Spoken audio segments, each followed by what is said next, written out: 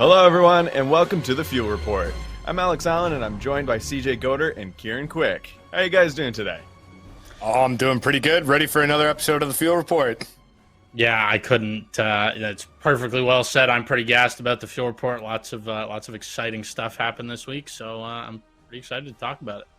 I mean, yeah, it's going to be definitely an interesting episode coming up, and we actually want to hear some of your comments as well. I mean, we're going to have a whole segment going on around for the field community about what kind of games you would like to see Fanshawe put on for tournaments. And, I mean, especially just what happened for the recent Apex tournament. We would love to see your thoughts of which game and all of that. And feel free to comment, and we will take a little look at it later into this episode. But we will have a special guest coming on, too, from the Field Call of Duty team. And he's considering on retiring. But we'll also kind of just dive into what's sort of happening with the whole Field Call of Duty team going on right now, too. But, of course, we can't forget about those top 10 plays. CJ, how's it looking there? You know what? We kind of had to go down to the wire there to get this week pulled together, but it looked like what was initially going to be a difficult top 10 to make. All of a sudden, we were kind of struggling to pick our way through clips. So it's going to be action-packed. We got a lot of good clips this week, and I'm excited to hit it later in the show. Oh, I cannot wait. Well, let's move on to the hot streaks of the week. We got Valorant and Overwatch is actually joining onto the R6 field team, who's still dominating on their winning streak. So let's move on to some of those Overwatch stats. Kieran, take it away. Yeah, this team came out to a bit of a slow start. They took their first series, but lost 3 in a row, and now they're on a 3-win streak. So obviously a bit of a shaky start, but they're looking pretty good. Maps, it's pretty tight there. It's a differential of 4. So that just sort of goes to show how close these games have been. Round differential is a differential of 3, so that's even more of a statement there. But yeah, they've been really coming to form the last couple of weeks. They've been playing super well as a team, sort of figuring out what compositions work for them, what compositions to avoid. Yeah, I think they're on the way up. I've heard a little chatter of a possible issue coming around, but I'm not gonna. There's no leaks here. But we'll see what happens with that. But yeah, overall, I think Overwatch is really positive. They were off to a rough start, and they brought it back. What do you guys think?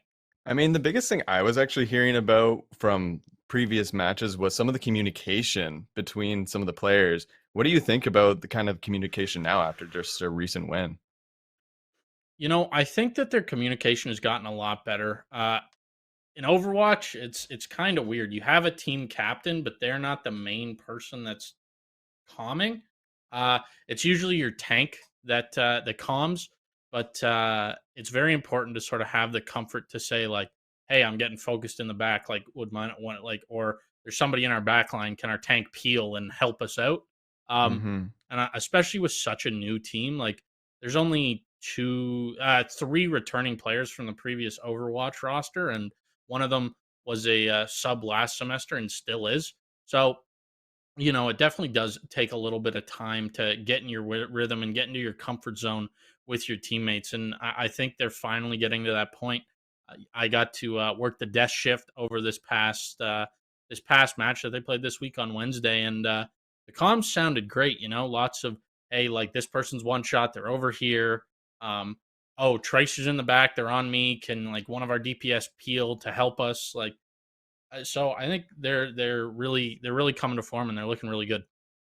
Yeah, the one thing I just got in on my first, dip my toes in the Overwatch waters this week, and something that just became so apparent to me so quickly is that teamwork is just so crucial. There's so much going on, and it's going to be very difficult for any one player. Like a DPS, they might be able to sling out that damage, but they require the peel from their support, from their tank to get in there and do a lot of their work. And for me, you're right. It's a new team with very few returning members, and with just such a team-oriented game, it's extra impressive to me and this hot streak that they've been able to string 3 wins together after a tough start. Because you know what? These Overwatch teams, because this is new knowledge to me here, compared to a lot of other esports, there's a lot more rotation roster-wise in Overwatch. You know what I mean? Your subs are going to get a lot more playing time. You know, you might have a sub who's a niche pick hero, and they're really used to that sort of pick at a sub or a tank role, and you might be able to swap them in. So it just really diversifies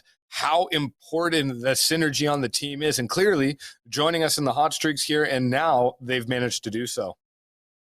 Yeah, and I think the best example of a sub getting lots of playtime in those niche heroes is you can really look at it in our Fanshaw's main tank role. Our main tank, Cashews, for those of you that don't know, he doesn't play Reinhardt, and like Reinhardt since day one of Overwatch has sort of been like one of those tanks that is he's so strong if you can play him well, but if you can't play him well, he's kind of just not that useful, and Cashew just doesn't have the comfort to play Reinhardt. He prefers those sort of more I don't even know what to call it. He just prefers other tanks over Reinhardt, so doesn't put the time in. And we did have a sub for a while who was just gross at Reinhardt, and on certain maps we would sub that sub in just because Reinhardt is the pick for that map. But yeah, I completely agree. Subs do get a lot more playing time just because there's so many characters, and the skill pool is so deep. Yeah, I totally agree with you on that though, Kieran. I know like when I was first watching, like seeing Cashews like not pick Reinhardt, I was like, that is a really interesting like style of play because I know for every team they really depend on like that type of tank player. But I guess you know what? They have been transitioning, they've been changing around, and I think the communication is still benefiting to them. But I think let's move into Valorant right now because they're actually changing things up and they have won 3 games straight recently, and they are 3 wins and 3 losses right now, and are sitting in the middle of the pack with in 5th place. What do you think about this, Kieran? Oh, this team they confuse me a lot because on paper they should be so good. Like they should be such a dominant team, but at the start of the season they weren't getting it. You know, you have a player like Swarns who is just insane at the game. Like I'm pretty sure the reset just happened, Val, right? Like it was Hmm. the end of the split, but I'm pretty sure loading into his match on Monday, he was top 1500 in North America. So like the guy is gross at Valorant, and obviously it's a very team oriented game, but with a player like that, you think they just sort of have the moon as their skill limit, and they didn't really come to form until once again later in the season. But now they're looking unbeatable. Like they're very very good. And I think once again it just comes down to comfort. You know, it takes a while to feel out your teammates, and Oh yeah. it's it's so interesting to see how that affects it because you can be a disgusting ranked player, but then you go into a team environment and you're useless, or you just don't have the comms or whatever it may be. So it's very interesting to see. But I think this team is also just sort of they're approaching uh that like sort of god status in a Valorant team where they have the comms down. They have, okay, like I know where Swarns is going to be in this situation, or I know where Boyce is going to be. You know, it's a 3v1. I know Boyce is going to be on the flank. Um, Instead of sort of making that guesswork, and they sort of you eventually sort of learn to play off each other, and I think that's really important for any competitive team's success. And when you have a new roster, it takes a while to get that sort of flowing. Yeah, and I mean, like, I think the biggest thing to really point out from this Field Valorant team is last semester they were in a different division to what the division that they're in now. Like, they're in this Champions division.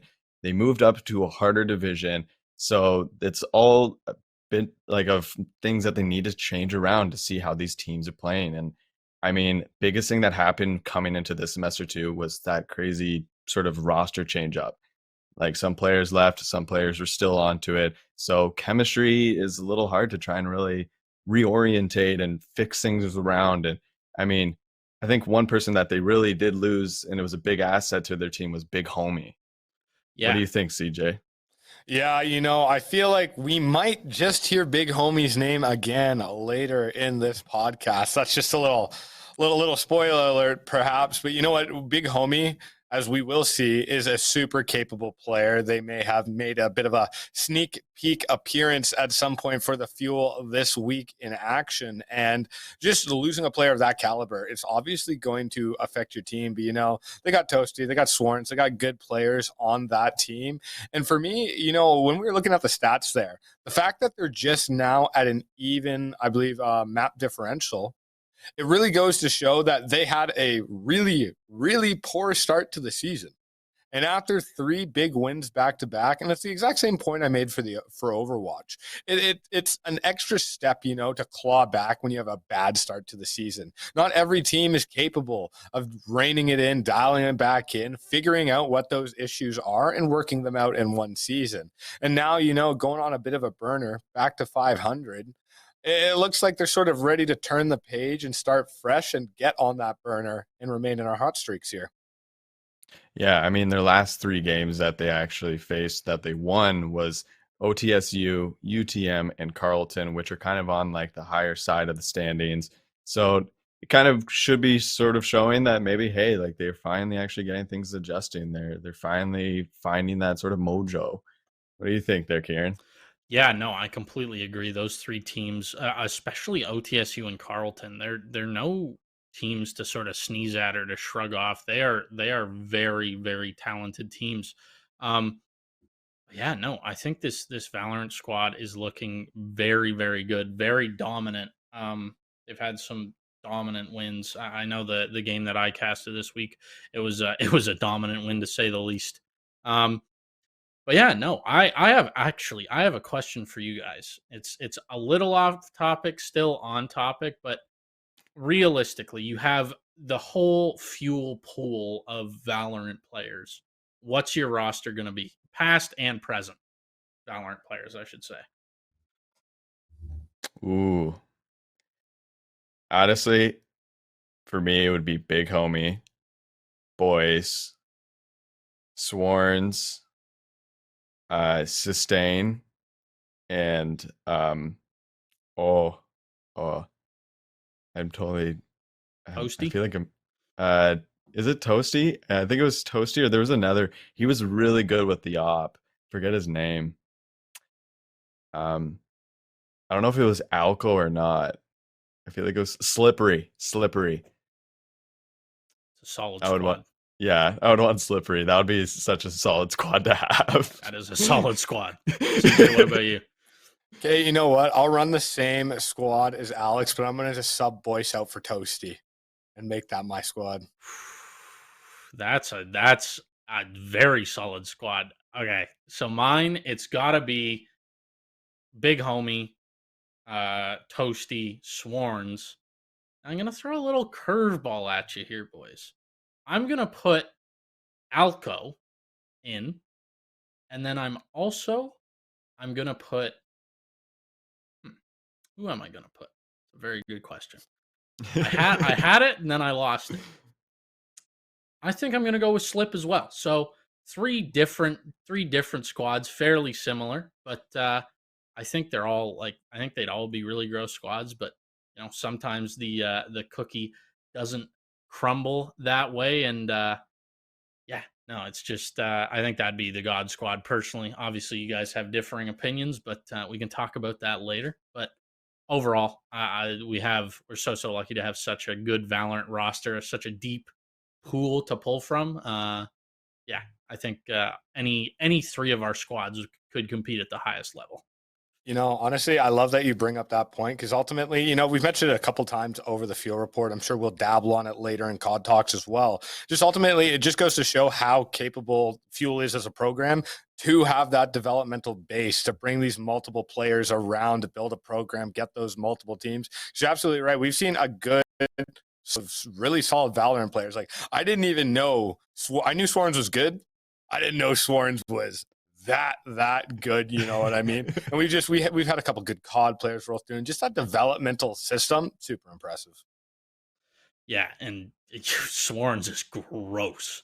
But speaking of gross teams and gross players, let's take a quick little peek-see at you know our resident hot streak team, Rainbow Six. Um, yeah, Oh yeah. so they continue to stay undefeated. Didn't drop a map. This series this week was ridiculously close, but they still don't drop a map, and that round differential just keeps growing. Um, Hmm.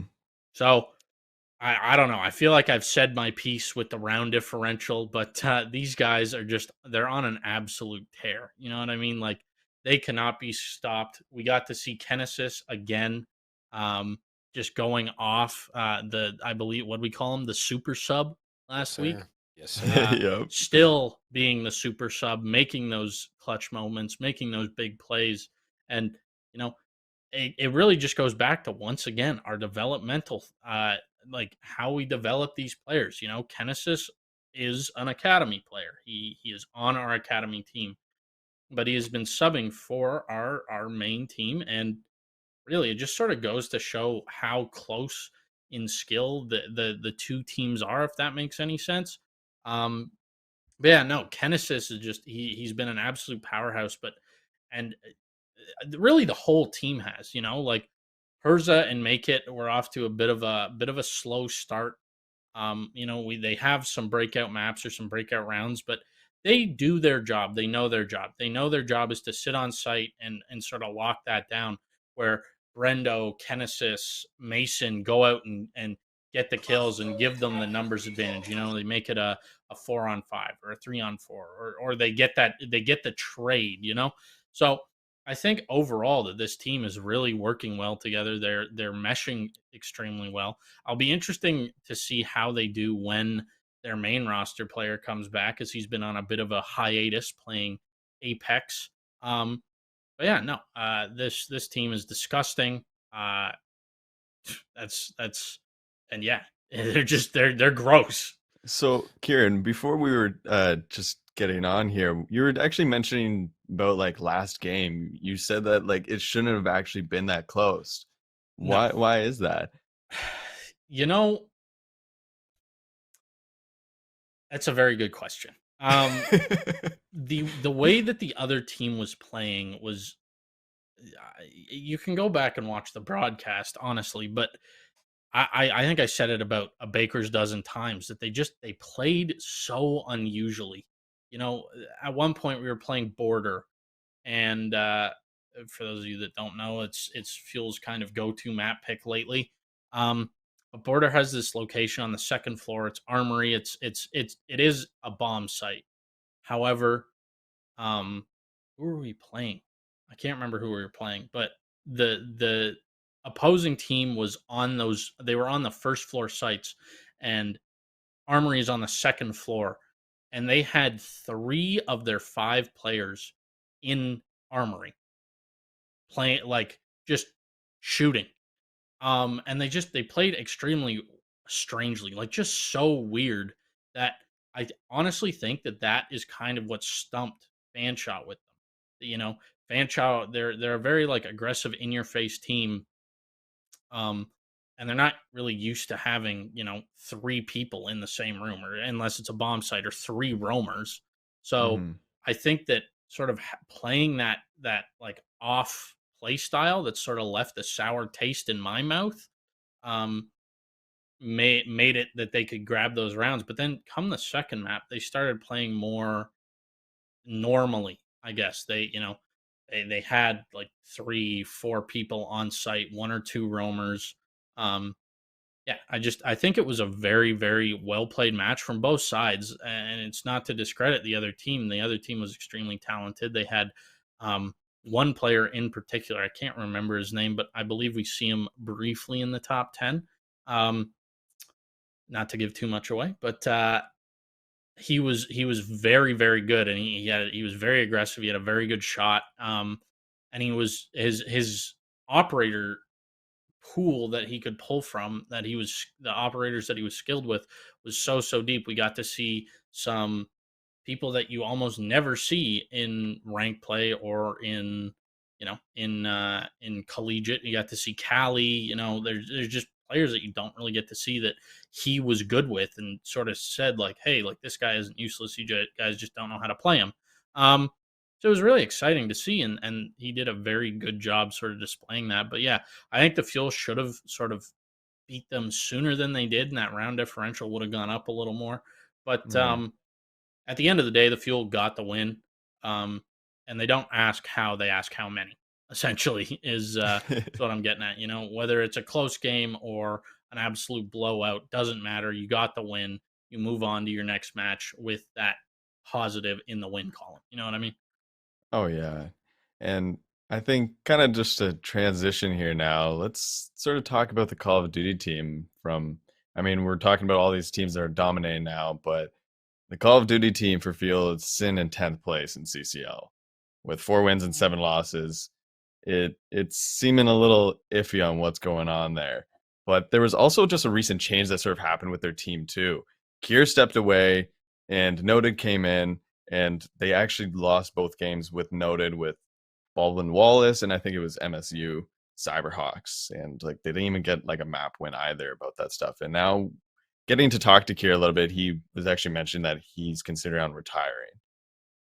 What do you guys sort of think about this? What's going on this? That is a that is a kettle of fish right there. I think that anybody who isn't enjoying the game anymore, doesn't really have the passion to put in the work, or whatever it may be, to scrim, to practice, to play. Um, I think that like that is the right call in some instances. I also think that there's ways to light a fire under that player. Um, but yeah, no, I think it's a real shame. Cure is, he's first off, he is hysterical. He is one of the funniest people I've ever met.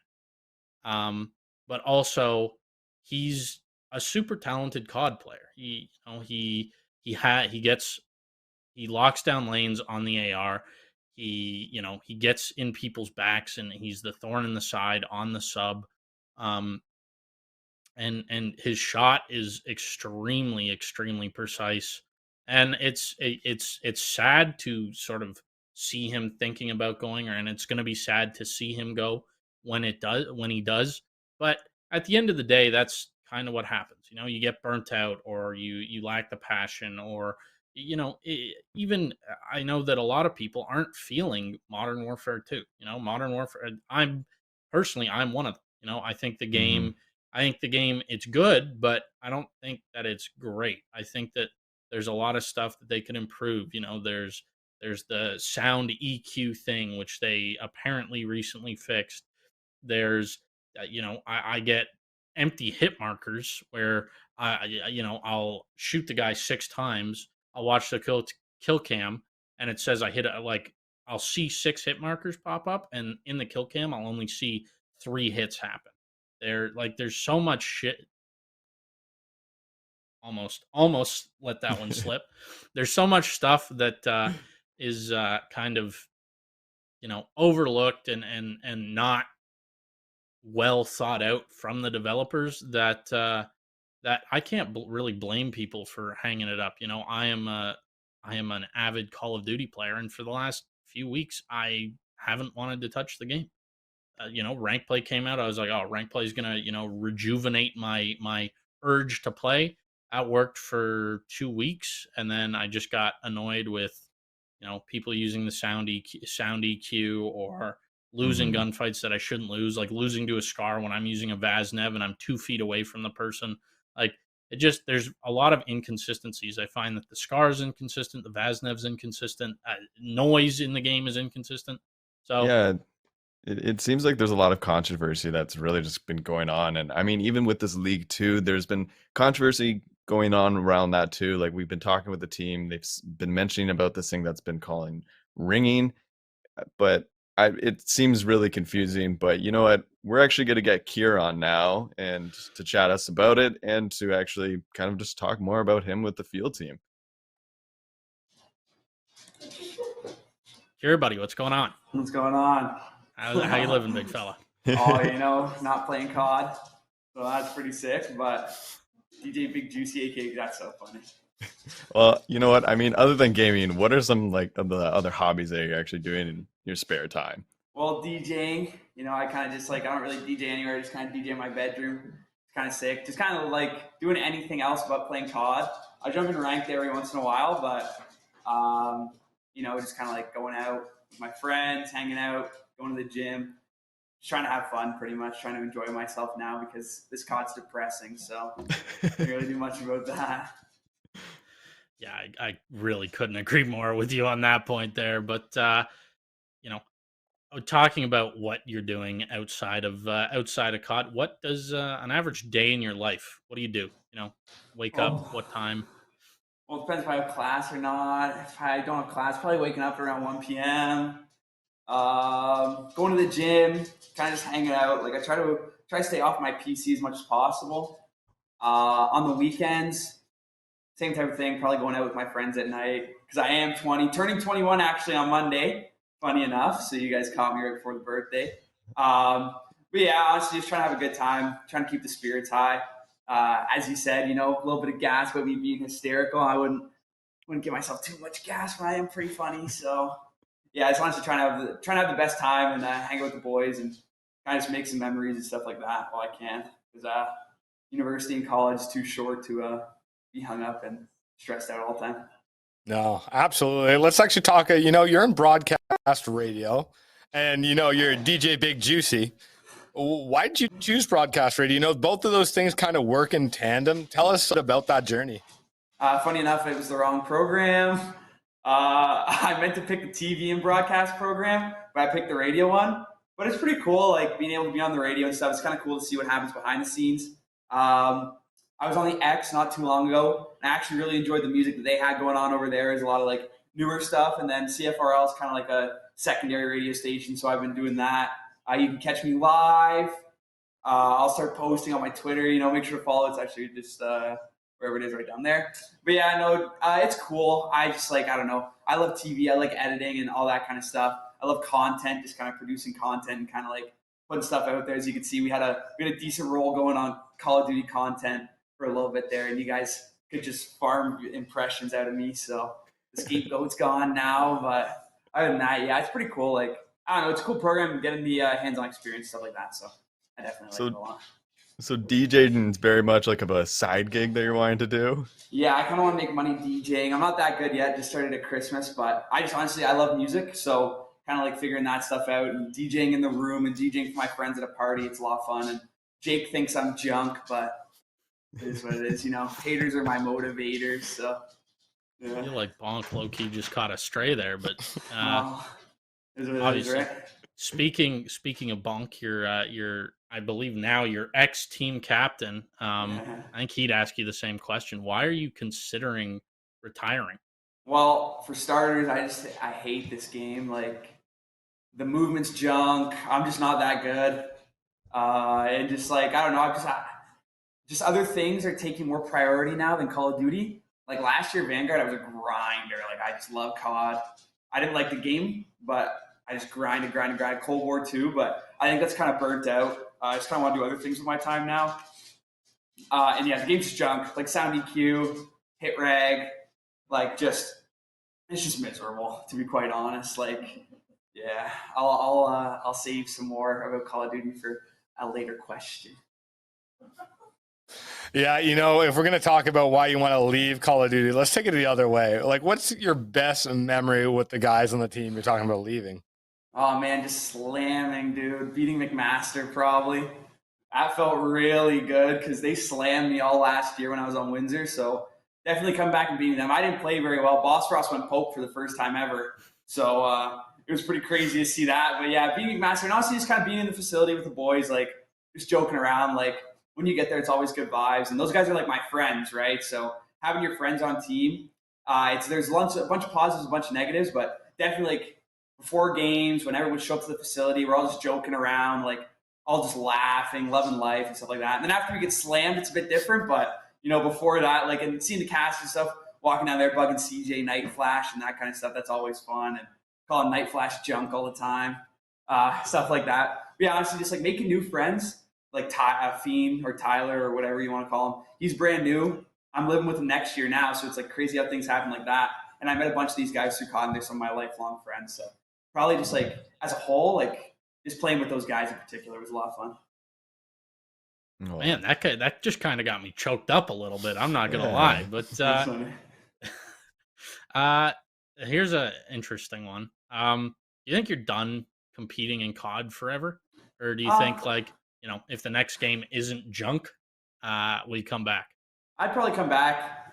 To be quite honest, quitting sucked because like just losing 4 series in a row, like that's kind of like the start of Fanshaft. Like going from 4-3 to, or we would have been like 4-1 to go to 4-7 and losing to a bottom of the barrel team who was 0-5 before they played us and getting 3-0 stomped. It was just kind of like that was my last like whatever. Vibes were definitely low in game. There's a lot of just yelling at each other. And I don't really want to ruin friendships over COD because that's like ridiculous. And having to tell people, oh, these guys aren't talking anymore because I screamed at them in a COD match. It's a little bit lame. But yeah, I just felt like, we needed a change. Like we were losing to teams we really shouldn't have. And I was just in the hot seat a lot of the time because I really enjoy talking trash. So if I say something, it's just clipped and then people love to talk about it. I'm not going to drop names or anything, but you know who you are, tweeting about me and stuff. It's whatever. I'm retired now, so no biggie. But if the guys wanted me to come back and play, I'd definitely, maybe I'd jump back on the sticks if they needed to go back. So, I mean, speaking about changes that has sort of happened, how do you actually feel about Noted filling your shoes now? Pretty big shoes to fill. Not even just in game, like mostly out of game. I don't know. I mean, the guy's got passion, right? He's new to COD. Obviously, COD knowledge is something that it takes a long, long time to like build up. And I've been playing for a really long time, so just having like previous experience. Kid's got gunny for sure. He had his shot at the beginning of the year, just didn't work out. It kind of sucks. Just like it's just the way the road goes, right? And we found a good fit, qual, and stuff like that. But he's been playing well. I've been watching, right? I do want the boys to do good. It's like a bittersweet feeling because then I'm like, well, you guys didn't win with like you guys lost without me, but at the same time, it's like, well, I don't want you guys to get slammed, right? Baldwin Wallace is junk, dude. Anyways, but yeah, no, he's doing well so far. I mean, obviously, it's like we never really had a solid roster. Like everything just kind of like it was just roster mania for us all year, like changes on changes on changes. So hopefully these guys can stick it out. If it's not working out and I get a dingle, we'll see what happens. But yeah, for now I'm definitely done, and he's doing well, and the boys seem to be coming together for sure. They just slammed some team the other day, like just horks. Like I don't remember CSC or something. I think they beat them like 250 to like 13 or something. It was insane. Like I don't know, slam. Now I guess. Sorry there, man. So now you mentioned role changes, roster changes. No, you mentioned roster changes. There's also been a lot of role changes. At any point this season, did you ever feel like you were able to sort of get settled and comfortable in your role on the team?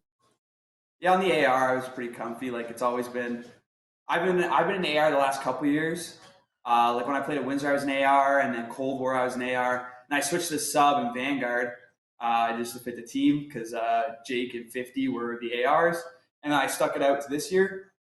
And I just feel like playing like a faster paced AR for me is better because like it's like a weird thing. You need to have the right players in the right roles for everything to work, or else COD feels impossible, right? So you need people holding lanes and stuff. And I just feel like letting Boss Cross and Fiend kind of do their thing when Jake and I are holding down the lanes was the best fit.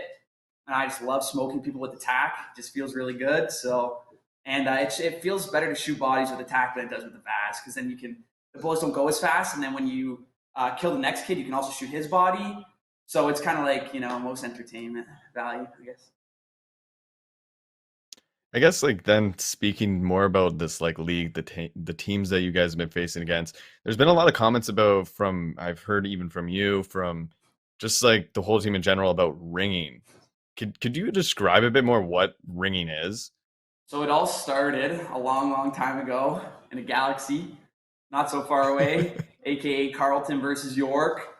I don't know the whole situation, but some Activision IDs didn't line up and whatever happened. And they're convinced someone on York was ringing, so it's a different person playing. And then also U of T have been accused a couple times of ringing. No comment, but I think like if you're gonna ring, that's just so lame. Like just sign the kid up for the team. If he doesn't go to your school, like tough luck, man. Like if you want to play with your Challengers team, go play in the Challengers Cup and get slammed by LAG Academy. Like this CCL is supposed to like have a good. It's supposed to show schools off, and ringing just like I don't know if they are. Obviously, I don't really care either. If you're gonna ring and still get slammed, like it's kind of embarrassing. But I think like I know there's some roster things going on. York's done now apparently because they had a roster thing, so who knows what happened over there. But yeah, it's apparently it's a Toronto thing for ringing and hacking because Ryerson got caught cheating last year, so apparently the plague is kind of spreading around Toronto. But yeah, ringing's lame.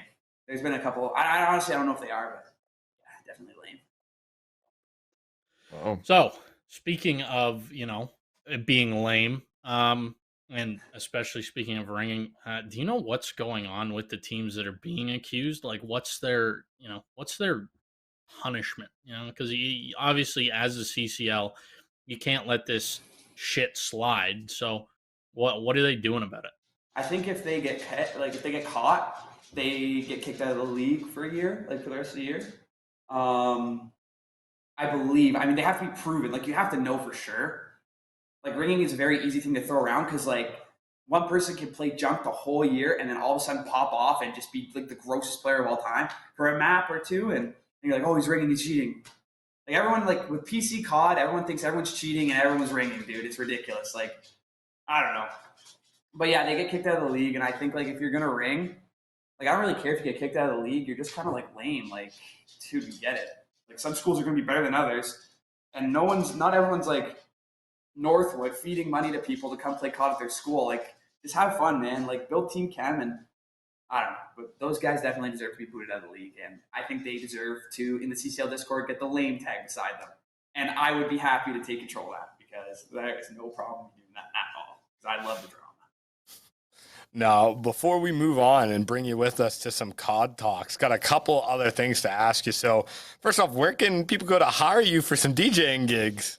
Yeah, hit me up on Twitter or my personal Instagram _ZachNadon or my DJ Instagram, dj.boozer, BOOZER. Shout out Chubbs JD for the name. Really appreciate that. Yeah, I mean, if you want to go DJ for a house party, maybe you guys need a fuel entertainer DJ, let me know. Always DJing. Love partying, so I'm a party animal. If you guys ever want a good time, let me know. Yeah. You can catch CJ at Carey's. Yes, sir. Yes, sir. And we haven't mentioned this yet as well. You're not only a DJ, you're not only a radio broadcaster. I'm pretty sure you're a bit of a content creator as well. As I couldn't help but, we may have stumbled across some TikToks along our way to produce up this podcast here. Now, I know I've seen them. I'm not sure if everybody else would like to see them as well, but they're. Oh yeah, I do. No, this was awesome. You want me to elaborate after? Just so I can tell you. Of course. Elaborate, please. So pretty much what happened is we beat McMaster. And so there's this guy in the CCL named Conwa. And when Jake was playing on Aspire, he's like, oh, this one's funny too. Or is this when we beat Mac? I don't know. We just post TikTok videos as we slam kids. First one, Conwa posted one, and we just want to go around. This is actually hilarious. Rio, Rowan, they were scared of me, man. They forfeited. They were scared of me. Come on, man. It's Super Bowl day. You know me. Next game coming up at 8 o'clock. You talked about it in the pregame show. That's exactly what you did and are going to miss most about the team. You know what I mean? Spending time with the guys. Like, I remember some of these things where it's just like, there's a forfeit or a game doesn't end up being played. You got a little bit of extra time. You got time for warm-ups. Like we're seeing here. Warm-ups. Yeah, actually, I scraped up my knee or my elbow. I forget. I think, do I still have the mark? I might have the mark on one of my elbows here. Scraped it up when I dove. You'll see me dolphin dive across. You had to do it for the content. Almost broke my controller. But anything for content. That's one thing I'm going to miss the most, definitely. Doing stuff like this. This is hilarious. Here we go. Full dive across. Well, I guess that sort of brings up another question is, like, realistically, if you could, would you come work for Fuel as a content creator? Yeah, for sure. I'd love to cast and stuff like that. I just love it, man. Doing content is like, I feel like with teams, like you see the personality coming out. Call of Duty at Fanshot, in my opinion, maybe I'm biased, they kind of paved the way for these teams doing like silly things and stuff. But I think it's kind of like, I don't know, you need more personality than just gamers, man. Like, it's more funny when you can go out and tell someone, hey, look at the stuff we made, rather than just being like, yeah, I play COD for my school. Like I tell people that all the time. Don't get me wrong. Like, it doesn't really work on the ladies too often, but I don't know, having personality and doing things like people can laugh about, it makes you feel good, right? Like people kind of see you guys as like funny, and it's just a better vibe, I guess. No, Right, you heard it here. You heard it. Yeah, you know what? And you know what? I agree with you. The fuel is good at developing things, but losing my train of thought for a second there ultimately, but that's all right. And Mins, I'll toss it to you and you can toss it to CoD Talks. Can I toss it to CoD Talks? Yeah, you toss it to go CoD right ahead, Talks. Kier. Let's toss it to CoD Talks. Let's toss it to CoD Talks. There we go. I mean, you're still going to be with us, Kier, for the whole CoD Talk. Oh, yeah. Because we're wanting to dive a bit more, and we're more curious for that side, just to hear more, thinking about just the team, the field team in general. I mean, just training-wise, we just saw a little bit of, the funny parts for you guys for training. What's more of your thoughts about what goes into more training? What you would recommend that like teams would do to train? Well, if your team's junk, like, not to be rude or anything, but there's some teams in the CCL that will never win a game, like ever. Like, I'm sorry, but you guys deserve, like, maybe pick up a different game. But for the teams that are like coming up and stuff, like a bunch of the Canadian schools, like there's really not any Canadian schools that are bad. Like, as I said, like for me personally, I feel like a huge part of COD is trash talk. I just feel like, not super toxic. Obviously, Call of Duty, whatever, we're known as toxic gamers, but I feel like trash talking, like screaming between maps is just one thing to get fired up. But for practice stuff, you got to scrim. We didn't scrim like at all. Like, and VOD review is super important if you guys really wanted to start being like a top team, because scrimming is one part of it. Like that means you're getting reps and you're shooting your gun. But if you're not going back and watching your mistakes and stuff like that, you're just really never going to get better. And that was one thing we didn't really do. And honestly, I kind of like blame that on myself. I'm always busy. So if I'm jumping on for a scrim, I'm jumping on for one scrim and jump right off. But if you want to get better, you got to sit there and do VOD review. You got to watch your mistakes. And I feel like that's kind of where it bit us against teams that were half competent. I'm not going to say fully, but like teams like U of T and not Carleton, U of T, U Ottawa, teams like that are like, they're good, don't get me wrong. With a little bit more VOD review, I think we just 3-0 them. And like, not that they're bad, but I think like we just had we just didn't practice enough. And yeah, I honestly think like VOD review, scrimming, not getting checked out. Like I get checked out pretty easy. That's another reason why I'm just kind of over this game at this point. And when you're over something, it's so easy to just give up. Like, so that's another reason why I kind of quit, because I felt bad. Yeah, no, 100%. But in sort of less recent news, but still applicable, T2 kind of chalked it, right? So what do you think that that's going to affect do you think that's going to affect T1 next year, in the sense that like maybe you're not going to have the practice T2 players like that you might if somebody leaves? I mean, it's all about like just playing the game, right? Like, it sucks that T2 got chalked. I think it's just like losing the first, like, what was it, like 4 games of the season? Like, obviously vibes are down, and then your players are leaving, and you're trying to sub these other guys in who just don't want to play. Like, honestly, it happens, but I think like you got enough guys here that like are competent enough to play. Like, Jake's returning, Teo's returning, Fiend and Noted are all returning, right? All these guys are coming back, so you kind of got like your solid start. Then you also got gross first years who are going to come in, right? Like, you never know who's coming to the school. You never know who's going to pop up. Like, you could have the next coming Optic Scumpy show up, right? And also just getting the word out there. Like, when you get the COD team out there, like, you might have some kids that are actually disgusting who you just don't know about, who are better than all of us, right?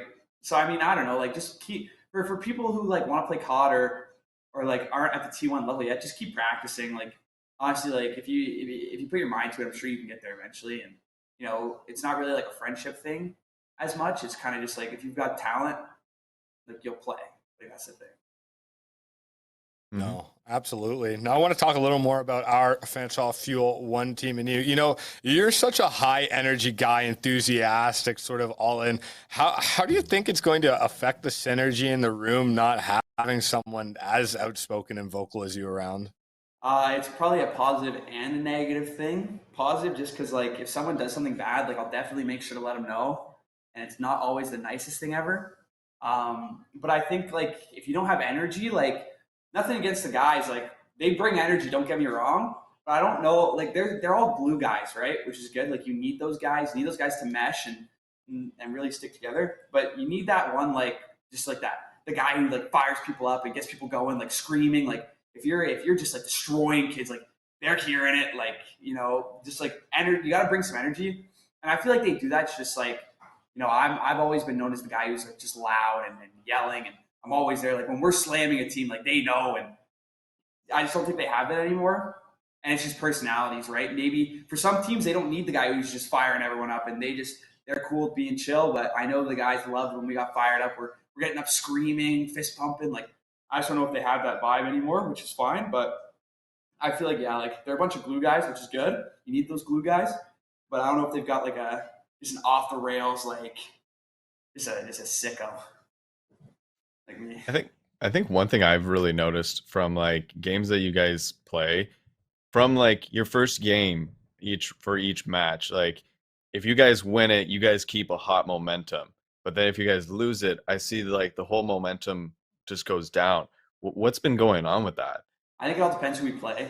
Like, if we're playing against like a team that's just gross, like, sometimes we get in our head. Like, if we're playing St. Clair, like, unfortunately we know we're getting slammed. Feels really good to take a map off them. But like, if we kind of like first map, if you're winning, you're planting this in your head, like, these guys are beatable. Like, when you think about it, like, these guys can bleed, like, these guys can like die in game, obviously. But like the saying is, like, when you got an underdog going up against whatever, and it's like, this guy can actually bleed, like, this guy's human, right? But I think, like, when you're playing against teams that you think you're gonna beat, and you go in thinking, and then you lose first map, and you're just like, is everything else going into it? I think honestly we just check ourselves out, and I'm really bad for that, because I didn't like at the beginning of the year I was like, I'm showing up ready to play. I want to play COD, and at the end of the year I was like, I'm showing up because my friends want me here. I don't want to play. I want to quit, but I don't want to let the guys down. And it just got too much. And I was just like, yeah, I'm done. Like, we're losing the teams that shouldn't beat us. Maybe a roll, maybe a change is needed. So kind of like, if we win first map though, we are just rolling. Like, it's honestly like, we're a first map team. Like, we win first map, we win the series. If we don't, lose the series, unless whatever. Yeah, no, I completely agree with that statement. We've seen a lot of 3-0s out of you guys, but we've also seen a lot of like 0-3s out of you guys. So I think that first map is really that swing map. But I had a question. I can't remember what it was though. Mins, you got one? I was actually wanting to hear a little bit more about Kier's pregame sort of drink that he has that he's going on, because I got a little worried about his pregame drink, and I just wanted to hear about it a bit more. So I saw like a TikTok trend going around for that Pedro Pascal guy, and his coffee in the morning is 6 shots of espresso over ice in a venti cup. Oh, so that's why I started drinking pregame with a couple of pumps of brown sugar, and holy, was I ever dialed. That's like liquid. That's liquid like Adderall. Oh my gosh. That's sick, though. It was sick. I just wouldn't sleep till like 6 a.m. That is sick. It's sick. Yeah. But no. I remember. What do you think that the Fuel has to do to sort of get back on this win streak that they never really found this season? But, we've seen this team, obviously, in Cold War. We were really good. Vanguard, we were, I'd say above average in the CCL. What do you think they have to do to sort of get back that pedigree, I guess would be the best word for it? If I'm being realistic, those guys have got to hit the sticks and just start practicing. Like, that's like nothing, no diss to them, but it's like, if you want to win games, you got to practice. In my personal opinion, I got into an argument with them over it, but I think they just need some pacing on the map from their subs. Like, Boss Frost, you know what you're going to get at Boss Frost. You know that guy is like, has a gravitational pull to the hill. That guy's getting all your time. He's popping out with 2 minutes and 40 seconds. So you really need Fiend to be that cracked out, just like nutty subs running at them.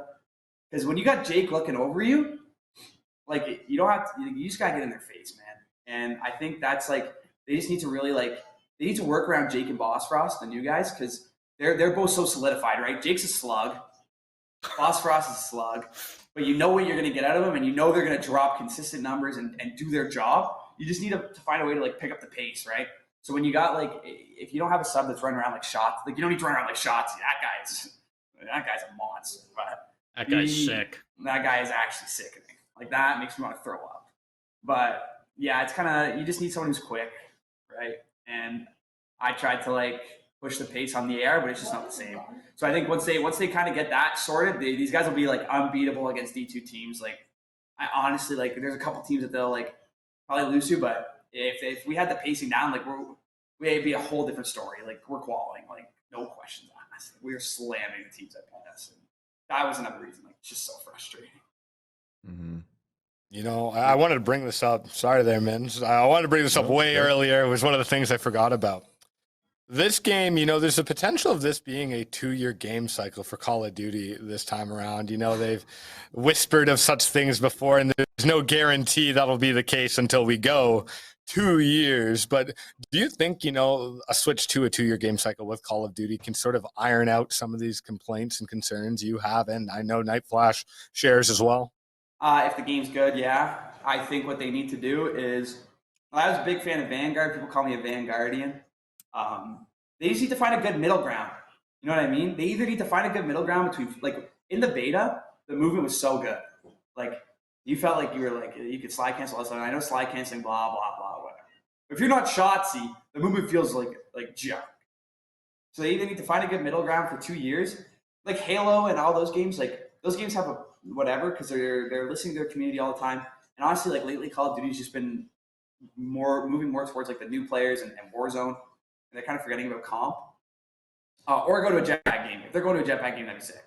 But yeah, I think they need to like maybe speed up the game a little bit. In my opinion, I guess I probably don't share the same opinion as everyone else because people seem to love this game, but I might just be a hater. But I think like if you're gonna have a 2-year game cycle, you need to really craft a good game and listen to the COD community because we're telling you what we want and you just refuse to do it and put out another skin pack.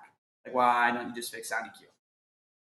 Yeah, that's jeez, that ticked every single box that I had sort of marked out as shit that pisses me off with Activision. But yeah, it feels good. It feels good when someone who's half competent on the stick says it too, so that you can kind of back it up, eh? Oh my goodness! But you know what? I'm not gonna roast you. You're the guest, so I guess my next question was gonna be, you know, you touched on jetpack games. So what, in your mind, what would be the perfect next COD? Like, are you looking for like an Advanced Warfare 2 or more like an Infinite Warfare Black Ops 3 style of jetpack game? IWBO3. AW was lots of fun. Don't get me wrong. I loved AW. But Infinite Warfare slept on so much. Like my boy Justin, that guy's a grinder. He loved IW, and I loved IW too. But I was a big BO3 guy as well, right? And the nice thing about those games is it's like there were so many different gun metas, right? Like in BO3 had the VMP, the CUDA, Nano, M8, like all those guns. In this game, it's TAC and VAS. That's pretty much it. I just think like smooth game, it just adds a whole nother dimension. And I think Call of Duty needs to move in a more futuristic route because they tried boots on the ground for the past, 5 years, and 4 of the 5 games have been a flop. Like, hello? Or BO4. BO4 was really good because the movement felt good and there wasn't as much jetpacking. Or they can take specialists out, but I feel like BO4 was just a very, very well-rounded COD. Now I'm unsure if it was BO3 or BO4 that like they actually had like that many amount of like good guns to choose from that they actually had to have some of those banned like in each game you got into. 3. It was BO3. BO3 had a ban system, so you could ban guns and stuff like that. BO4, wait, Justin, it was the SOG, the Maddox, and the ICR, right? Yeah. So it was like a 3-gun meta. Sorry, he's right behind me, and he knows more about BO4 than I do. But yeah, so it's 3-gun meta. And then like BO3, I don't know, that's one of my favorite games of all time. So maybe I'm biased, but I think jetpacks are BO4 type game where you can just like move around on the map, but it's whatever. It's just like running around with the SOG was so much fun, dude. And the Maddox too. Like there's such good games, man. Like reminiscing on those games is so disappointing to see the pile of dog poop that we have right now. I won't. Maybe I've already sworn. I don't even remember what I said in 2 seconds. You know, as long as Activision's raking in the money, I just don't see some of these meaningful changes the community wants happening because they just don't have to care if we keep paying them. Yeah, I mean, it just makes bad players look good, to be quite honest. No comment on who. I'll keep that to myself. That really seems to be the thing with all these new games. You know what I mean? Simplify these games for the newer community. So these people just getting into it can sort of handle these games. But I don't know. We all know how it was. You know, you drop into a 2012 Call of Duty hub match, and like it should be. It's a different mindset. It's a different mindset altogether. I will share who I think is bad and good in the CCL if you want to go down that route, because I have no issues doing that. Here's an idea. Give us your top 5 overrated players in the CCL. Overrated players? Yeah. Or teams. teams. Or teams. I can do teams. Yeah. Well, what I'll do is I'll give you my top 5 teams I think are good, and then I'll do overrated. Western's good. Western's good. Pookie trash talked me, which is fine. But that kid's gross. Like, whatever. He's actually good. I think York was pretty good. They obviously slammed us. Queens needs more hype. These guys are going out there slamming D1 teams and guys like whatever, like just shut up. Like, Queens is a good team. Windsor has potential. Obviously, I'm biased because I was there, but they've got some gross players like Chum. Chum's playing on a PS5 and he's frying kids on 3070s. Like, take that in. Hashtag justice for Pele, kind of. And then 5th. The Canadian school. I haven't played against OTSU. I've heard they're really good. Carleton's also got some good foundation. But yeah, kind of probably one of those 2 teams. Overrated teams. This is gonna make some people really mad. Rip it. U of T. We should not have lost to U of T. And I don't care if you tweet at me again, but we should have slammed you guys 3-0. You are so lucky. U of T's junk. Who else is bad? I don't know about MSU. These guys are getting overhyped by Chugs. They'll probably slam me. Don't get me wrong. Like, they slam Fanshawe. I just don't think they're that good. St. Clair's disgusting. Those guys are not overrated. Those guys are actually the grossest team in Canada. I forgot to put them on my top 5. Like, those guys are number 1 in Canada. It doesn't matter. Who else overrated? Some American schools. Ball and Wallace. Those guys are junk. Conwa's overrated. Probably one of the top 5 most overrated players. I was watching, actually, they played against Western Day and Elaine got slammed, and Pookie said it perfectly. Conwa's just bad. He's just bad. He'd probably still slam me, but whatever, I don't care. Fanshawe Fuel T2, those guys are overrated. No, just kidding. You can't really be overrated if you don't have a team anymore, right, Nightflash? Oh, yeah. You're telling me. Yeah, I guess I just have a personal vendetta against U of T. So I just really wanted to say that, dude. Those guys made me so mad, and they tweeted at me and all that kind of stuff. Like, oh, you made me so mad. Honestly, I love how you mentioned Queens, because Queens is rising in Esports Canada Call of Duty rankings, actually. They made a big jump up into there. So clearly, you're not the only one that thinks these guys are on the up and up. Before we say goodbye to Kieran, Nightflash, Mins, I'll open the floor up to you guys. Do we have anything else to say here? I'm an open book. I'll say anything. Within reason. Within reason. Okay. I just want... Go ahead, Vince. You okay. You go. Yeah, you got the question. I did have something. I lost it again. Damn. You better bring that back. You go ahead, Vince. Let me stew on it. I was just gonna do a small little wrap up. I was just gonna say for the last segment, it's gonna be about the Fuel community. Whoever's just quickly tuning in, we are gonna be talking to the chat on Twitch more about just tournaments of games that you want to see here at Fanshawe. And just feel free to drop a little chat on there. We will be looking through them just to hear your thoughts of what you would think kind of like a great tournament would be, just like the Apex tournament that we just had here at Fanshawe. Yeah. No, Nightflash, speak now. Nightflash, speak now or forever hold your peace. I'm gonna hold my peace. I can't remember it. Okay, sounds good. Sounds good. Kier, I know you like your shout outs and you like your outros. So how about you give all your shout outs before we say goodbye to you here and move into my segment, CJ's Tops 10s. So any shout outs? I'm gonna shout out Queen's CoD. You guys are gross. I'm gonna shout out all the Canadian schools. Love me or hate me. I have love for all you guys who represent Canada. U of T, I know you guys hate me. Love you. Justin, stand up. Want to show this guy? This guy's actually disgusting. Can you see him? Yeah. This guy is gross. He's going to Western next year. SAA. 130 pounds of lean muscle. Sasha, Pups, Carouse. Love that guy. Love my teammates on T1. Love CJ. Love Mins. Nightflash, you're just kidding. Love you too. Apollo. Gross producer. Love all you guys. Make sure to follow me on all my socials. Just kidding. I'm not farming. Less. But yeah, I'm going to the bar tonight, so I'm gonna go celebrate my 21st a little early. Okay. Well, Sounds good. there you go. On that That's note, maybe awesome. catch Kier down at the bars later this evening down in Lundo. And on that note, it's time for CJ's top 10s. Everybody knows I wait for this all night long. I'm excited. I'm revved up. And you know what? We talked about it earlier. We have a whole load of good clips. You know, me and Nightflash might have slipped a little bit and given some teasers along the way. But guys, I think this might be our best list yet. Yeah, I know, think so. I completely agree. This list is unreal.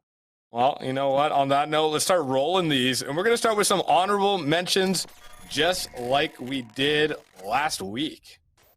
Our first clip of honorable mentions.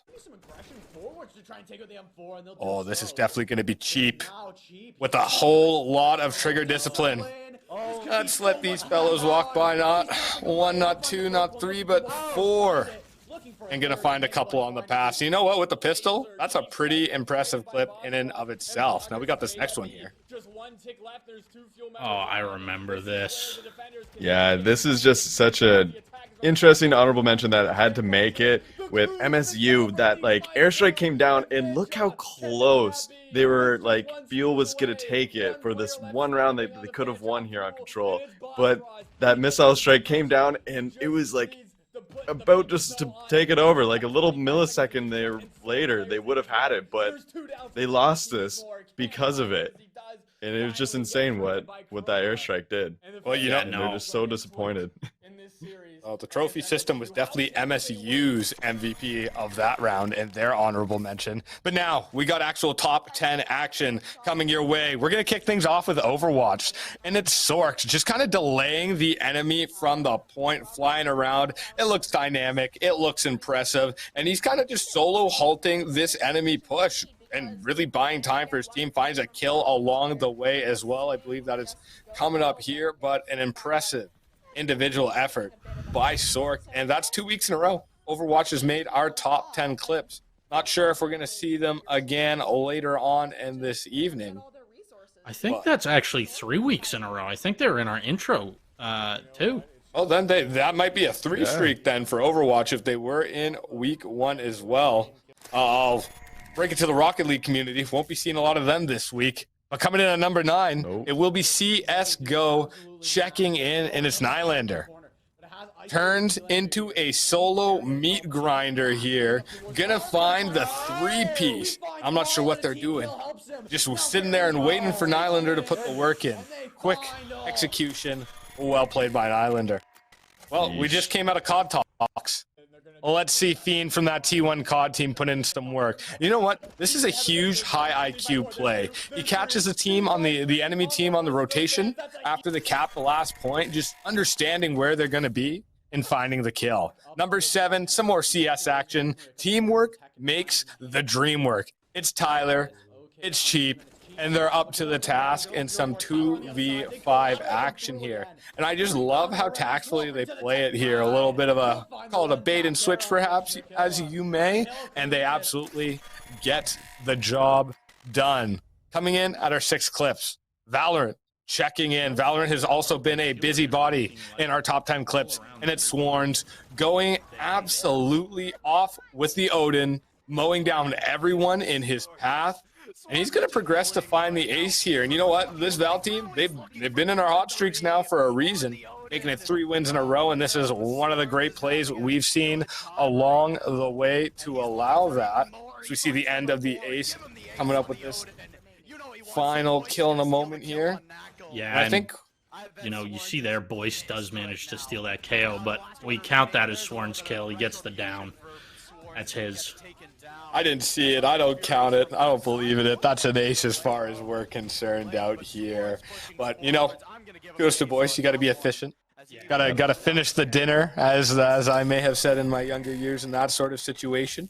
Coming into the 5th spot, we're not done with Val, because you know what? Toasty's like, that was a good Odin ace, but this is a pretty good 4-piece myself. It was Toasty on the flank, putting in some work. Couple nice flicks, and just the other team not in a situation to handle it. Great execution off of Toasty. And now we're moving into top 4 action. It's Uga Splata. CS checking back in. And Hugo Splata is going to go absolutely crazy, mowing down the whole enemy team. And it just goes to show a little bit of tap strafing can make the world of difference. But controlling the gun while you do so, challenging. R6 checking in. And you know what? I feel like we've seen some Brendo clips before. Brendo's going to find the ace, first off, but he's also going to finish the round in a 2v1 situation. I feel like we've seen this before with Brendo. And I can assure you he's going to execute in our third spot here. Yeah, and this is just absolutely unreal play out of Brendo. You know, just he's this guy. I say it. I feel like I say it every week. This guy has ice in his veins to the max. Doesn't have diffuser. A minute left. He's got some time to work with, but just he's so confident. He doesn't even grab the diffuser, and he somehow manages to find these last 2 kills, and he's unreal. Oh, yeah. You know, the ace alone is worthy of our top spot, but the ace plus the 2v1, top 10 spot, 8 plus the 2v1, even more impressive. We got Hugo Splata checking right back in. So if you thought we were done with him, you'd be wrong. And it's going to be a pistol round ace. And, you know, it barely took any damage along the way, which is super impressive. But not as impressive as our number 1 spot. The 1 spot, it had to go to another ace. It's Big Homie. We mentioned we'd see some Big Homie again later, doing a little emergency substitution and putting the Lord's work in with the op. Just so quick. I love this hit marker through the smoke. Like, that was absolutely crazy. And it just goes to show, we talked about it a lot earlier today, that we've developed some great Val players over the years, and Big Homie shows there's no rust to be seen, as in one game played this season for Val. And that is the number 1 spot on our top 10 plays this week. What a collection of plays we got. Jeez. Yeah. You know, I personally know that I couldn't pull any of that off, so I'm always flabbergasted when I see something like that. Oh, that's like, I know my minimum criteria for the top 10 list is like, if I can do it, it's never going to make the top 10 list. And you wouldn't be catching me doing any of those plays. But, you know, we talked about it, CoD sneaking back into the top 10 plays this week after a bit of a cold week last week. Great play by Fiend there. And now, you know, I wouldn't say it's in regards to their play causing this, but no Rocket League clips this week because they had a crazy busy week the other week there. So they haven't played as many games over the last week. So no Rocket League this time around. But, you know, we've talked about a couple different games. We just moved our way through our top 10s. So let's head over to Community Talk, because in this segment, we can talk about absolutely anything. Like, I'm going to give Nightflash a chance to talk about his favorite pastime right now, Destiny 2. We can answer some questions in the Twitch chat, like Mins has mentioned throughout the stream. We're going to bring up CSGO 2. Talk about that a little bit as well, because you know what, I'm personally wondering, is this going to be CSGO 2 or CSGO 1.5 where we see something like an Overwatch 2 type situation? And then we can just talk about other solo games in general. So to start off this segment, while we wait to see if anybody has any questions for us in the Twitch chat, favorite solo games, fellas, hit me with it. Oh, that's a good one. You know, my favorite solo game, it's either got to be, you know, this is going to sound like the cop-out answer, you know, this might be all 3 of our answers, but Skyrim or Jedi Fallen Order. Ooh. Yeah, those are good too. I like those 2. 2 stellar games. Skyrim just has so much replayability, and, like, you know, it's a completely open world. You can go wherever you want. There's so much to do. Yeah, those have to be on those are definitely my top 2. The one that I like, I don't know, it is a solo game. Maybe it's a little underrated. I think it's more of like an indie style game. It did win a gaming award. It was Stray. I don't know if you played that one. That's a good game as well. Tell me about it. CJ, you'll love the game because, I mean, I know you just got a recent cat, and this whole game is revolved around your character in your being a cat. And you have to venture out, and you get lost throughout this like whole little world in the future, and you have to find your way out of this like whole maze as being a cat. Okay. That sounds kind of dope. I'm not gonna lie. You know, mine is like I have to hit just a boring answer on this one. For me, there's just nothing more therapeutic than like a FIFA, a 2K, a Chell, a Madden career mode where it's like not online, not getting worked up against everything. I'm just chipping away, improving my guy, watching the growth. None of that raw aggression.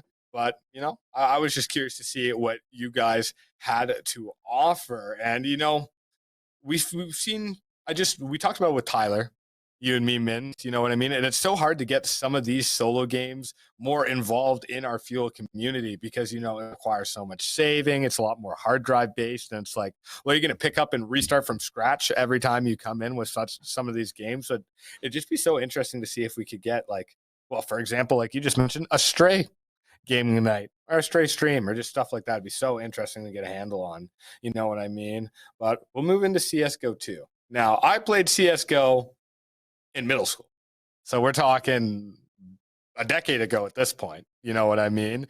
And way back then, they were talking about CSGO 2 already. And, you know, it's been years and years and years up to this point. Now, Nightflash, you told me about this, or you mentioned it to me. My roommate mentioned it to me as well. Is this CS:GO 2 thing confirmed? It's not. It's not fully confirmed. Like the Valve hasn't come out and said like, "Hey, this is coming around like pretty soon," but it is confirmed in the sense that in I believe it was in the NVIDIA drivers, or like on NVIDIA you can sort of like clock your stuff so that it max performance for a certain game. CS:GO 2 was spotted there, so obviously we're not. Okay, I stand corrected. Valve has confirmed it, so it is coming. It's 100% confirmed. There you go. That is super interesting, honestly. Now, you have a lot more information about Overwatch, for example. I was just getting the fill in on Overwatch versus Overwatch 2. And did you play both of those, Nightflash, or are you just more so familiar with Overwatch 2? I played both. I definitely have more playtime in Overwatch 1 just because, you know, it's this is going to sound wild, but like you kind of said, it is just a reskin of Overwatch 2, or like Overwatch 2 is a reskin of Overwatch, minus a tank. So I definitely like enjoyed Overwatch 1 a lot more just because, you know, I it was a new sort of idea, it was a new genre. And then Overwatch 2 came out and everybody was like, "Oh, they're adding new heroes, they're doing this." And it's like, "Yeah, but like it's the same game minus a person on your team." You know what I mean? So it's it definitely, like, I got burnt out on Overwatch 2 a lot faster. What I was actually really interested about Overwatch 2, because I mean, I never really played Overwatch 1 myself whatsoever, and it was one of my buddies that was like, "Oh, you should come play Overwatch 2 with me, like just try it out." And I was like, "Sure, why not?" And it actually, I had a lot of fun playing it. It was really cool. And I saw for the ranked side, you have to play almost like 50 odd games since I just joined in Overwatch 2 just to like play in ranked. Like that's insane. Yeah, it definitely is. Overwatch 1 had a really, really, like, you know, when we talk about toxic communities, we talk about mainly, you know, COD, League of Legends, Mm. CS:GO can make that list too. I don't really think Overwatch. Really, like Overwatch seems like more of a, you know, a passive game. It's fun, it's cartoony, you know. But Overwatch 1 ranked was bad.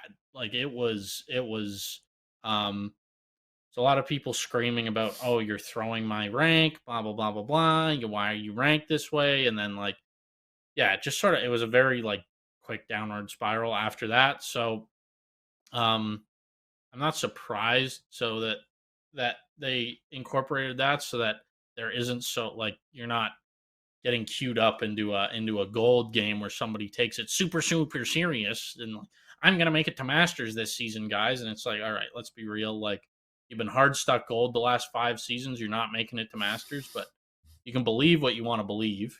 Um, and then that person gets super toxic with a new player, and then the new player never wants to touch the game again. So I can see where they're coming from, but it definitely for like if you want to just go straight into competitive, it is a little daunting. So realistically, you with the tank being removed in the reskin, there wasn't much to that Overwatch 2 switchover. Looking at CS:GO, to the thought of a CS:GO 2, like this game is old. You know what I mean? It has been around for so long, and you can reskin it, you can update graphics, you can add a couple new maps, but like, what do you guys even think they could really add to make CS:GO 2 new? Honestly, I don't think they have to add anything. Like, this is gonna sound crazy, but like, I think realistically they could just update the graphics, um, maybe add some new utility, like a new weapon or two. But I don't think that like having to they really shouldn't have to add anything because, like you said, the game's old. Like the game is what 15, 20 years old, something like that. Um, and like it still has a massive player base. Like you can still get on, and like yeah, queue times can sometimes be long for rank, but like you can still are competitive, but you can still get on and like find a match pretty easily. Where like you can look at like something, for instance, like the most beloved Call of Duty, right, MW2 or Black Ops 2, depending where you sit on that seat. That's what side you pick. But both of those Call of Duties, you get on and you can't find a game because the new game's already come out. So I think CS has that replayability. There's no like you're not really missing anything. I think that just updated graphics, maybe a new weapon or two, and like maybe some new maps. Like it would be nice to, obviously keep the fan favorites: Dust 2, Mirage, Cobble. I know that's a lot of people's favorite maps. But like just something to sort of preserve the life, but you also don't want to. I'm gonna say you don't want to rush it. Clearly, they haven't. The game's been out for 20 years. Like this is the sequel, but um, yeah, I don't know. Just something that like spices it up for people that like to bring people who used to play CS back, and then to interest new people. Like say you've been watching CS for 10 years, you don't want to go in and instantly be like, oh, like this is Dust 2. I've seen this played a million times. You know what I mean? Yeah, and I mean, you can even clearly see it though with Valorant coming into the picture few years back. Like it did well. It's very similar to CS:GO. Like it did really well. Let's face that. Yeah. And I mean, over the past few years, though, they did constant updates. They bring in new agents. They bring in new maps. They're always constantly helping with the community that they have and saying, hey, like we're actually going to make this still like a great game for you guys. And Yeah. I mean, of course, everyone still loves seeing those classic cars, right? For an example, and seeing those be driven, but CS:GO, I think, is just maybe starting to recognize, like, yeah, we probably maybe should start doing like a little bit of an upgrade on some things, complementing to their community. And I don't know, I think it would actually bring me back to wanting to come play because I know I was a huge fan of playing Valorant. Yeah, you know what? The big thing for me, I like how you mentioned Riot as well, because just company wise, Riot versus Valve, it's kind of like two opposite ends of the spectrum. You know what I mean? Riot's going to balance the heck out of absolutely everything. They're going to constantly be updating, adding, upgrading. Whereas Valve with CSGO just kind of took this, well, if it ain't broke, don't fix it sort of approach. And when a lot of complaints you hear about all these new games, like it killed Fortnite, where they just keep adding and adding and adding and adding, and they never get satisfied with that one product. And the next thing you know, you break the game, or your game's completely different, and that fan base you had brought in that loved it for its core, the core is not even there anymore. You know what I mean? So it's just really interesting to see how like there's more than one way to skin a cat, as they say. And quite frankly, Riot and Valve in this case have showed us you can do nothing for over a decade, or you can balance the heck out of your game every single week. And at the end of the day, if it's a good game, it's a good game. And if it's a trash game, it's a trash game. Yeah, I completely agree. Minz, you had a point to say. I'll let you speak. I've been talking a lot this podcast. Go ahead. Well, I was just gonna say about Destiny, and I was gonna get into your favorite game there, Kieran, for that. Okay, Because like I've got something to say about Valorant while we're on that topic, but we will get to Destiny very shortly. Believe me, I'm my heart's racing for that. But no, yeah. I think like the issue with you talked about Fortnite, how they kept changing stuff. Valorant keeps changing stuff, but they're minor tweaks, and they add a new map, which is new content to consume, right? Fortnite, they've like you go from, when did Fortnite come out? 2015, 2016, something like that, around that time, right? You go to 2016, you go watch video from 2016, you watch video from today. The game is completely different. In 2016, people barely built. Like they were dropping a wall, a wall, a wall. And then even later into 2016 or 2017, when people started to build, there wasn't turbo building, so it still took time. And like, you sort of had to have like like floor, stairs, wall, wall, wall, floor, stairs, wall, wall, wall, right? Where Mhm. now with what they've done now, they added turbo building, they removed the old map, put in a new map. I think they're on their third map now, which is crazy. Um, Especially for a battle royale, they keep adding and removing weapons. They keep like they're putting content out there, but they're not like it's to the point where they're turning it into a completely different game. That makes sense. They added sliding. For a while they had Spider-Man gloves, which helped you with movement. Like there's stuff in the game that sort of makes it like I have very fond memories of Fortnite in its early days, like hitting somebody with the hunting rifle from like, you know, 500 meters away. And it's like, wow, I did that without a scope. But I go back and I think about those days, and then I'll log on to Fortnite every once in a while and be like, hey, I want to have some fun. I'll play Fortnite. I shoot one bullet at somebody and just in their general direction, and then the Taj Mahal pops up in front of me. Like, I don't want to play that. Yeah, no, I honestly, it took me a second when you mentioned the Taj Mahal. I'm like, where'd that come from? I'm like, oh, he just means the most crazy structure on planet Earth coming up. Fortnite, I can't speak highly enough about it. Just, it was the first game, and I'll never forget the first time I played Fortnite because it was the first time in so many years where it was like, what's this? Like, this is fresh. This is new. Like, I knew, like, I had heard of BR before, but like I had just adding the building, they hit us with something completely fresh, completely new. And for that first, 2, 3, 4 seasons, absolutely phenomenal time of my life. Ripped the absolute heck out of it. Now, what I don't appreciate of Fortnite is, for better or for worse, those guys really set the modern tempo for games. How you market them, how you sell them, the economy with them. Like they brought in the free to play era with this cosmetic business and all that other good stuff. Because ultimately, you know what? Kier mentioned it earlier in his interview where it's like part of the drawbacks of those things are we're just getting 1,000 cosmetic updates and no meaningful updates as well. So I just, had to note that as well if we're going to sneak some Fortnite talk into things here. But nobody else has any other Fortnite mentionings. I don't know anything about Destiny 2. I Well, played Destiny 1. All right, well, I'm going to tell you, it's free, so download it. We'll play. yes, come CJ. Join us. But yeah, no, Destiny 2, I touched on it earlier in the podcast. Mainly I'm a COD guy. I will admit that it's a guilty pleasure of mine. I do enjoy playing Call of Duty, or I used to anyways, but like I said, this game just it doesn't I don't know, something about it just doesn't click with me. Whether it's, whatever, right? Like getting people yelling at you because, like, oh, he's over here. I can hear him because I have sound EQ on. Like, it's like, okay, that's great, dude. Like, for me, anyways, I play on console, so I don't have access to sound EQ. So instantly at a disadvantage against PC players if the frames weren't enough.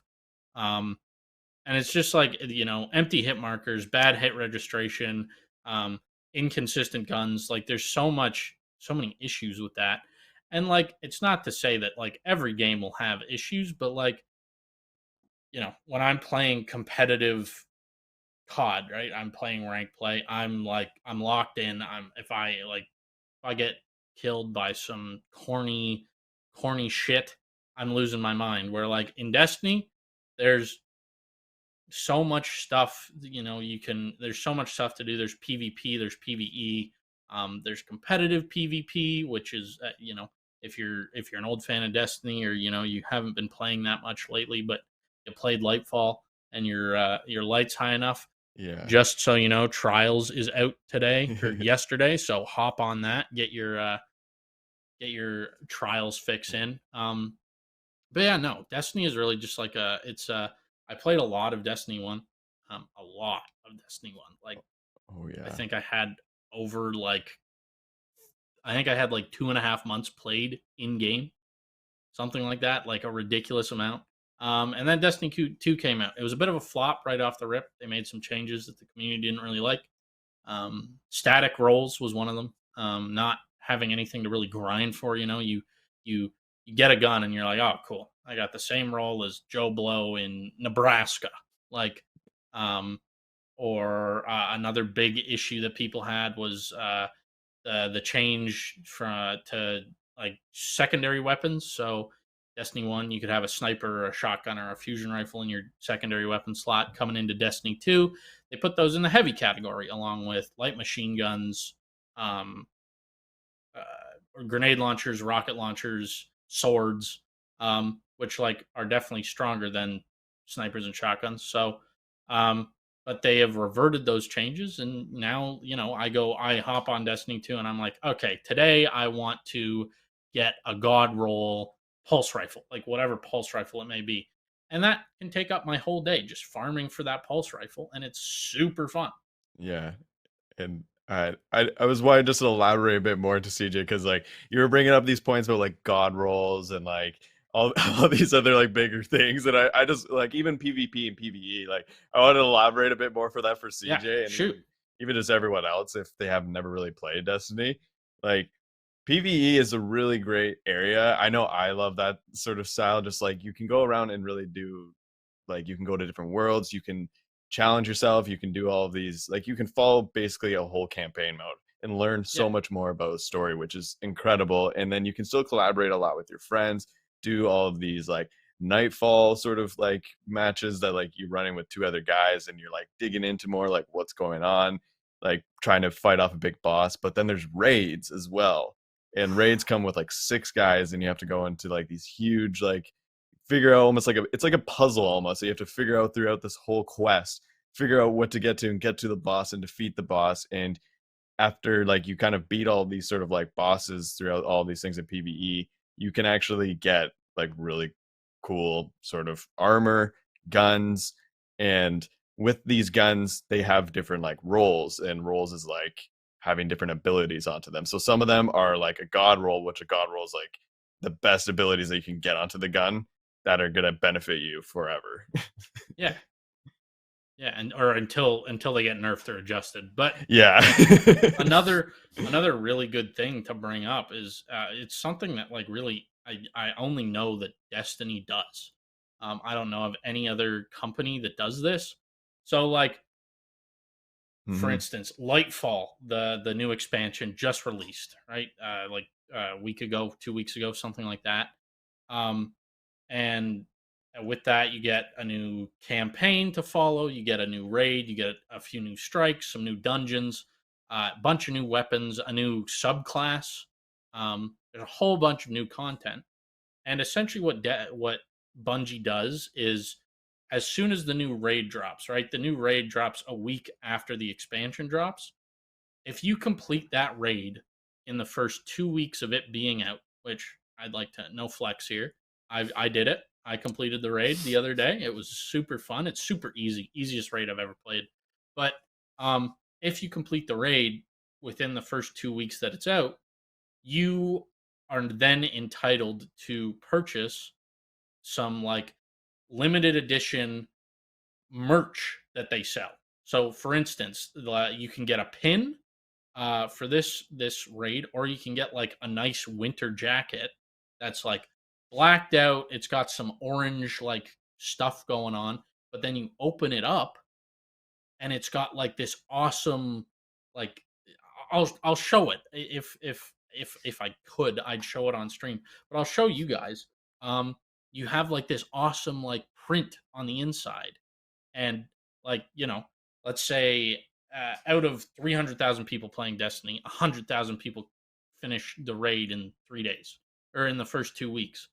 You are then one of those of only those 100,000 people who can buy that jacket, and then you can say like, oh yeah, I finished the raid like in the first 2 weeks. Um, so it's just cool. Like they do stuff like that all the time. They have moment of triumph stuff, which is like a little in-game score that you can get. And then if you max out your moment of triumph, you can get a jacket or a T-shirt or whatever. So it's a very fun game. And it's competitive, but it's also like if you're not a competitive player, you can play regular PvP. But if you're not even a PvP player, there's so much content on PvE that you'll never really be starved. I think we have 5 raids in Destiny 2, like 25 strikes, a bunch of replayable missions. Every week you get a new weekly mission that awards high level gear. You have patrols, you have like you can, and even if like even if you're just like, I want to get on and just shoot some aliens or robots or whatever, you can do that. You can literally just get on, jump on a world, and shoot stuff. Like it's so cool. Or like the new subclass, it has like this grapple thing, so you can go around and you can be Spider-Man for a little bit. You can just grapple around Oh no the world. way. It's so cool. If you haven't seen it, look it up. It's awesome. Oh. But it's just there's so much content there that like they do kind of ignore the PvP, but like for PvP players, they every new season or every year, like every new season there's a new meta. So like hand cannon sniper will be a meta, or then like pulse rifle shotgun, whatever, right? So PvP is always changing. PvE is always fun and exciting to do. You have weekly raids. They even added raids from Destiny 1. Vault of Glass is in there. King's Fall is in there, along with the weapons that go with those raids. So you can get Touch of Malice again. You can get the Vex Mytho class again. There's just so much stuff going on in Destiny 2 that it's such a fun game. And anybody who hasn't played it, I would definitely recommend playing it. It is free. A lot of the content is free. There is some paywalls. So if you want to like get the full experience, you might have to pay some money. But the game is free. So if you just want to, dip your toe in and test it out, download it. It's fun. It's and maybe you'll run into me in the Crucible and shit on me because I'm not very good. So what I'm hearing is this is just like the infinite definition of you can just sink your teeth in infinitely, lots of content, keep rolling. Oh yeah. And before we move on, by the way, I can't believe I remember this because I was going to mention it before we brought up Destiny 2, and it's just something about maybe it's just how you spoke about Destiny 2. Have you guys ever played Sea of Thieves? Yes. Yeah. Oh my God, that's another game I love. Sea of Thieves, man. Like literally one of the most thoughtless games on planet Earth, but it's also one of the only games I could happily play an entire night playing with a couple of buddies, and it's just absolutely interesting. It'd be so dumb. I don't think they let you make servers yet, but just imagine an entire fuel server going to war on a sea of nothing could be more enjoyable than that. You know what I mean? It'd be a time. Even Sea of Thieves, just with 2, 3 of your buddies is like 1, 2, or 3 of your buddies is so fun. You can role play. You can act like real pirates. You can just be an absolute PvP Chad going to everything, like just guns blazing. It's once again kind of like Destiny, not too much because like the whole world is multiplayer. It's another great, amazing game. Love Sea of Thieves. My favorite thing to do in Sea of Thieves. Everybody rips me for it, man. I can hop on that game and fish and cook the fish off that boat and sell them all day. All day, I love man. fishing. I love fishing. Fun fact for you. If you want to fish and cook fish faster, go to one of the the strongholds. There's a four top stove, so you can grab 4 fish and cook them at the same time, and they'll go catch more. Oh, that's good to know as well. Honestly, I would love to see a little more Sea of Thieves material in our fuel stuff. Who knows? Maybe we'll find a way to drag it onto the fuel report one of these days. You know, we got some bits and pieces in the works, and it does have the potential that maybe we can find an excuse to sneak it in. Before I hit the schedules, anything else from you two fellas? No. Download Destiny 2, go show Cure some love, and while you're at it, show all 3 of us some love too. We love you guys. We appreciate you guys watching the podcast, and you know, if you want to stay up to date with all 3 of our personal lives, go hit our socials. Yes, indeed. Now, before we outro the stream, we got a schedule for you coming up. Maybe. Potentially. Okay, I am no liar. We do indeed have a schedule coming up tomorrow. It's going to be some C-Val as they look to keep their streak going into Monday. It'll be some NACE Rocket League, some NECC Valorant. Now, I'm seeing CCL CoD on here, but I'm 99% sure that game has been forfeited to the Fanshawe Fuel. There's some more Valorant at 8 p.m. and Rocket League Academy after that. Rolling into Tuesday, we got some Rainbow Six Academy. That's NECC action. Hopefully, we will finally get our season debut of Super Smash Bros. On stream on Tuesday. And then we got some CSGO action coming at you Tuesday. Into Wednesday, we got some NACE, Call of Duty. We got some ECAC, Overwatch, and some more Rocket Leagues. Thursday, a little more Valorant. And as you all know, we'll be back here on Saturday as well for some more Fuel Report. Honestly, great show. Our longest Fuel Report yet. Honestly, it was great to have Cure on. Thanks to him. It was a great time. You know, can always rely on him to bring that energy. Thanks to our amazing producer, Apollo, who refuses to get on screen with us and join us for one of these episodes, but he always does just the most tremendous work on planet Earth. Thanks to Mins and Nightflash for your prep and work as well. Next week, Saturday, 6 p.m. Hope to see you guys and everybody else there. We got another episode of Fuel Report coming at you then. And we'll see you then. Adios.